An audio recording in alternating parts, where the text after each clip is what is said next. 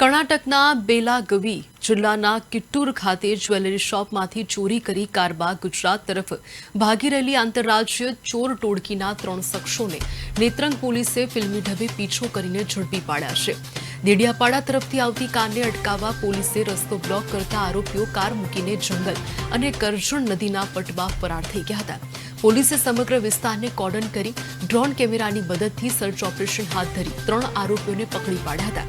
ઝડપાયેલા આરોપીઓ દિલીપસિંહ રાવત, નરસિંહ ઉર્ફે પવન રાવત અને અર્જુનસિંહ રાઠોડ પાસે બેગમાંથી ચાંદી તથા જર્મન ધાતુના ઘરેણાં અને મૂર્તિઓ મળી આવી હતી। તેમણે 13 ઓગસ્ટની રાત્રે કિટ્ટૂરની સોનીની દુકાનમાં ચોરી કરી હોવાની કબૂલાત કરી છે।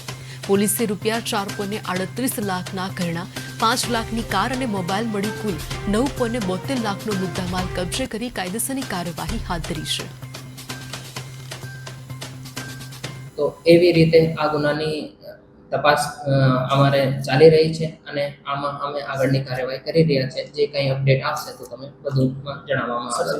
કર્ણાટકથી ગુજરાત રહીને પસાર થતા હતા, શું ભરૂચ જિલ્લામાં કોઈ સ્થળે ચોરી કરી છે ગુજરાતમાં, કે પછી આ લોકો ક્યાંથી ક્યાં જવાના હતા? એ લોકો કર્ણાટકથી નીકળીને રાજસ્થાન જવાના હતા એ લોકો જણાવે છે અને આ લોકોના ઈ પ્રેઝન્ટ ઉપર અમારે જે માહિતી મેળવી છે આમાં ગુજરાત રાજ્યમાં એ લોકોનું અમારે ધ્યાનમાં નથી આવ્યો કે કોઈ ગુનો કરેલ હોય, પણ એ લોકો વિભિન્ન ગુનાઓમાં બીજા રાજ્યોમાં વોન્ટેડ તરીકે છે અને આરોપી તરીકે છે।